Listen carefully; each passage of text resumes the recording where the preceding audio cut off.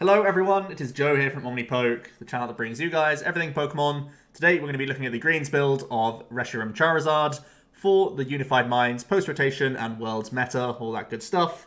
Let's jump in to the basic concepts. First of all, let's sell you on why I want it to be a greens build of ReshiZard. Obviously there's a few different ways this deck has been successful in the past and will continue to be successful in the Unified Minds meta, just because it is, like a big, tanky tag team with all that fire support. It's impossible for this deck to just flop completely, but here's why I believe the greens build will still be surviving and possibly even thriving. The main thing is look at its competition. The Jirachi based build can't Kiawe anymore, one of the big means of them getting their first ReshiZard online. And also, they can't Stellar Wish as much as they used to, because obviously Guzma goes, so they're getting less value out of their own draw engine, and their initial energy accelerator is gone. So the greens build has extra energy acceleration on top of the 4 Welders that you play via the Volcanion, especially if you go second. And losing Guzma, yeah, it's still a big loss, but greens already played custom catchers, even before Unified Minds came out and pre-rotation. So it's no real change in pace for that deck at all. So custom catcher being able to be scouted out by greens is just such a great deal. It gives you more incentive to gust compared to like the Jirachi builds. It's easier for the greens build to gust than it is for the previous builds. Also, Power Plant is the selling point. That is the big one. It's such a powerful card post-rotation. Every deck out there, reliant on Cherish Ball, reliant on Dedenne. Some decks, like Mewtwo, obviously hates Power Plant. Pikarom hates Power Plant. And all sorts of other decks. Just shutting down Dedenne, such a pain. Getting that Power Plant on turn 1, huge selling point against all sorts of different decks. Stops them pushing. They can shut down like a Persian or a Naga GX or even Dedenne on Bucephalon as well. On the turn they want a Beast Ring. So, man, so much disruption from Power Plant. It's an insanely powerful stadium. And getting to play high counts of this with no drawback to yourself is such a big deal. And that's why we're looking at the greens build today. Let's jump into the Pokemon. It's a little bit more varied than it used to be. We still play 4 copies of the Volcanion. The Flare Starter is a nice option, especially going second to get all that energy onto some ReshiZards pretty early. Also, High Heat Blast is still reasonable pressure, great at knocking out Jirachis no matter what, and also still pretty good at knocking out some non-GX stuff if you need to as well. So High Heat Blast, still a reasonable attack, and you want to max out this guy just so you have good odds of leading him. Also, the Pheromosa comes in as a 5th optimal basic, because it's a free retreater. And it's going to help you power up ReshiZard in the back. We play a lot of switches, we play greens. So we're going to be the one with the non-GX in the active, forcing the opponent to go through it. And then, because we have such good access to Gust, we can be the one sort of prioritizing their main attacker before they hit into our own ReshiZard. That's the main idea. 3 copies of ReshiZard himself. Obviously, he's the main man. All these attacks are still strong. Flare, Strike, Outrage, Double Blaze. You know what he's all about at this point. And he is the star of the show. 1 Pheromosa. Not only does it give you that optimal lead, but now that Guzma has gone, the awkward text of Flare Strike has got even more awkward. Previously, this deck played a couple Guzma and Rope and Switch. Now we just have Switches left. So we play a high count of Switch, but the Pheromosa comes in to give us that pivot. It means we can just switch into Pheromosa, free retreat, back into our ReshiZard, boom, Flare Strike all over again. It only comes up a couple times, but I found it useful enough to be worth a spot, because you can only play 4 Switch maximum, and even then, like, sometimes you have to play 2 Switch in 1 turn, and that gets ugly. The Pheromosa just sits there, it's chill. Also, don't sleep on the fact that High Jump Kick does 20 damage.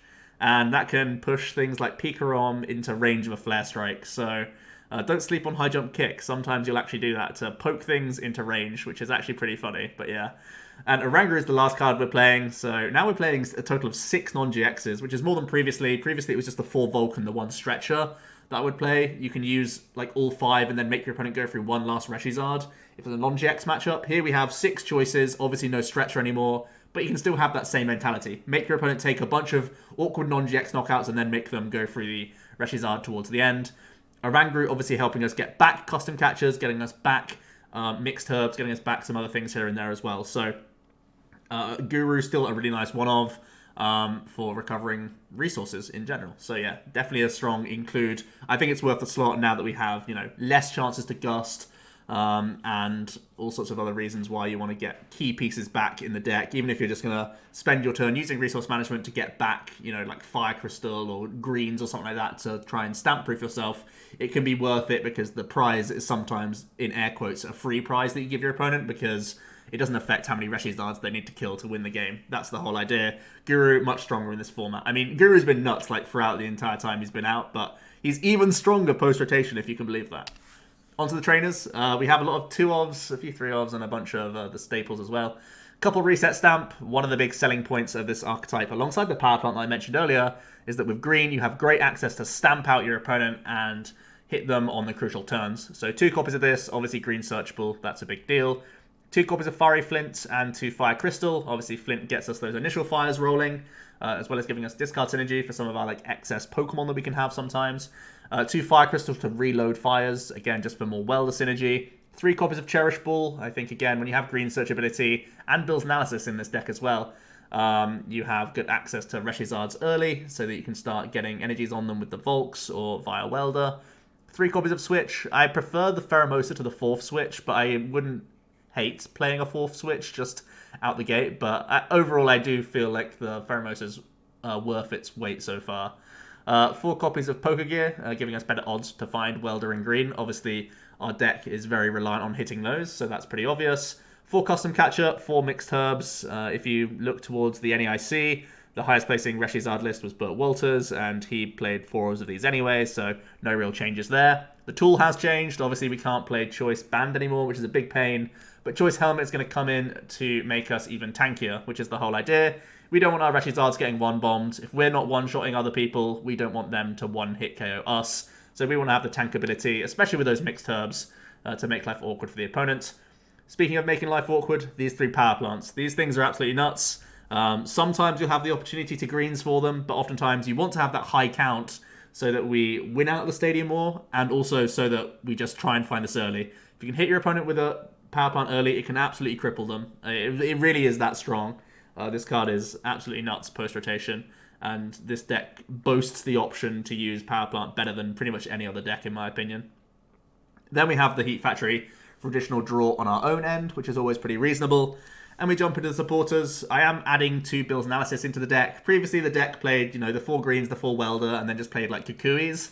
I'm going to take those spots and turn them into Bills just to have higher consistency of getting us into Cherish Balls and other stuff in those opening turns. Also, he can dig out a greens for the following turn or a Welder for turn 2 or all that good stuff. So it's like a baby version of Greens Exploration. Obviously far weaker, but it is, extra outs in those opening turns to have a reasonable supporter. Makes your Pokegears more live. Just in general, I think he's worth making the spaces for, because this deck can pretty much access anything via the items.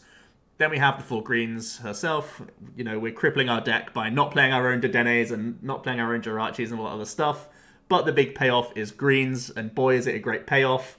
Grabbing those customs, grabbing those mixed herbs at the right time, making sure you can stamp your opponent, all this stuff is just fantastic. As well as in those opening turns, a lot of the time we'll just go for Welder Flint, but sometimes that's just good enough. She really helps the deck tick.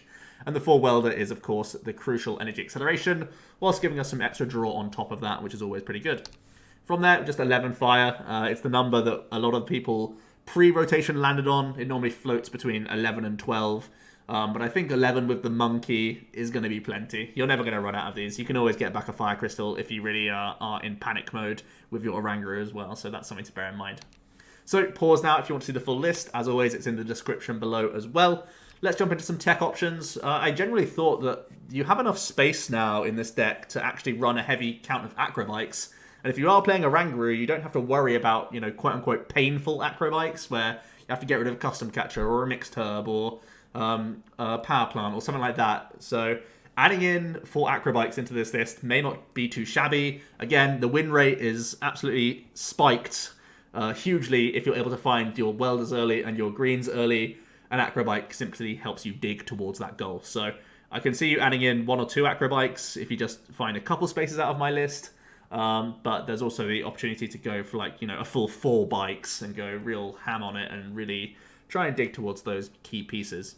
Eevee and Snorlax used to be in the list. I think the majority of the time it was for the Zoroark matchup. Obviously, Slow King used to be in a lot of the Zoroark decks, so you have the type coverage on that regard. Now, I don't feel like there's any evolution Pokemon that you can't knock out and you're worried about water types. Like, sure, if someone wants to tech Frostlass, I mean, okay, they can do that. But even then, like, it's not a big deal. I think ReshiZard is fine. You can just use your non-GXs if you see stuff like that. And we don't really need any big beat stick like Eevee Snorlax anymore in the deck, so I don't think he's all that worthwhile. His Mugaton Friends attack can still be pretty reasonable for some like draw in a panic situation, but I don't think he's that necessary anymore. Koga's Trap or Shrine of Punishment, these are options to get extra damage on the board. This can be nice when you're trying to 2-hit KO tag teams now that we can't reach one-shots, or in the case of like Shrine and Koga, you can put like 1 extra damage on something like a Pikarom and knock them out. The reason why I don't really like these is there's just more and more 270, 280 hit point GXs coming into the game via Unified Minds, and that 1 damage counter that we used to need to get over the line against exactly Pikarom, which was like the only other contender in a tag team, that's no longer there. So it's only exactly for the Pikarom matchup that you want to play the Koga and the Shrine, and I would argue that slamming down the Power Plant and having high counts of that card is going to give you more wins anyway against Pikarom for the majority of the time. Great Potion could go in addition to Mixed Herb to give you even more healing. It can be nice against, again, 2-hit KO decks and just keeping yourself out of range. With that Choice Helmet on top, you can actually become quite the tank, to be fair, so not to be slept on. And then Giant Furnace might be worth 1 space. I keep ranting about how much I love the Power Plant, and that's why I haven't made the space for him. But Giant Furnace is a genuinely incredible stadium card that you might want to take advantage of in this deck. I still think I like playing Fiery Flints because they give you a reasonable amount of discard. But I could see an Oven like coming in maybe over 1 of the Power Plants. That's the only wiggle room I'd say. I wouldn't go lower than 2 Power Plants because I do think it's really, really insane. But Giant Furnace is also an insane stadium, so it's hard to put the two against each other. For the matchup overview, I've put Malamar tentatively as weaker matchups. Now, we do have Mixed Herbs, if they're going to try and go like a predominantly non-GX route with their Giratinas and whatnot, because they can like try and 2-shot you, and we do have defense against that. But a lot of the time, they do have 1-hit KO potential with the Ultra Necrozma or the Tina Chomp. If we had more heals, like the Great Potions, that could be better. Also, things like Lysander Labs could be a better stadium as well in this deck, if you're worried about things like Spell Tag coming down against you. The main thing that I'm worried about for the Psychic Mally is Mimikyu going in the deck, because they can do like 1 Spell Tag hit into a Mimikyu hit all in 1 turn. So that's definitely awkward for you. That's like a free 3 prizes for them, and then they have to work their way around 1 more tag team to win the game. And Tina Chomp and Ultra, it's really just the fact that they'll keep coming back and they'll keep swinging into you all over again. And the Tina Chomp is much better at like chaining knockouts, I want to say, than the ReshiZard these days, because like you have to have multiple Welds in your hand, you have to have not spent your GX attack early, like you have to play pretty well against the Mally players in my book. So I think that matchup's got a little bit shakier than it used to be. But yeah, that's something to bear in mind. It depends how much value you can get out of like Volks in the opening turns to knock out like Inkays and Jirachis and stuff. Because if they're sort of floundering, which Mally does have a tendency to do post-rotation, then you can sort of tempo out on them. But sometimes it's been a little bit rough for me, especially with that Mimikyu being like a huge swing in the game for the Psychic build. Blacephalon I've tentatively put as an awkward matchup. Now, your main sort of defense against them is trying to hit them either with like Reset Stamp or try and hit them with like Power Plant on the turn that you're going to be taking that knockout for B-Strings. So do bear that in mind. You want to try and shut down the amount of draw they can get, stop them using Persian, obviously, stop them using Dedenne to dig for B-Strings, all that stuff's very important. Currently, we have no answer for Shedinja outside of our Reset Stamps, so that would be a bad matchup on paper. And then there are some of the clunkier non-GX decks, like Nidoqueen and Spiritomb. They're not phased by anything like Power Plant for the most part, and they're going to get on with their normal strategy and probably be pretty awkward for you. The healing that you can do against some other non-GX decks isn't going to be quite as relevant when Nidoqueen hits so hard as does the Spiritomb himself. So I've still found it difficult to get these decks to work, so I've kept them on the slide just out of like respect for them, because I'm sure someone else might have been able to build it better than I have and put more time towards these non-GXs. So they may be sort of non-factors at the end of the day. They may just be decks that don't work, or at least they'll be decks that like sub 1% of the day one field at Worlds. So I wouldn't be too worried about those decks being like bad matchups. I try and work on that Mali though. Maybe I haven't played enough games against the Mali decks, but I found it to be a little bit rough from my few games that I have had, so just something to bear in mind. Here are my closing thoughts. It really does suck that ReshiZard doesn't have the damage that it used to be. He used to just be no questions asked, whatever's in the active, dead, not a problem. That's not the case. We lost Choice Band, we lost Kukui. More tag teams have come out with that 270 barrier of hit points. Life has got more awkward for this card. He's not alone in the world just swinging one-hit KOs anymore. In fact, he's just not even doing that at all. So we have to try and counterbalance that with some extra healing and some extra disruption. I think you have to look at this deck as a disruption deck these days. Your disruption element comes from Power Plant plus early tempo.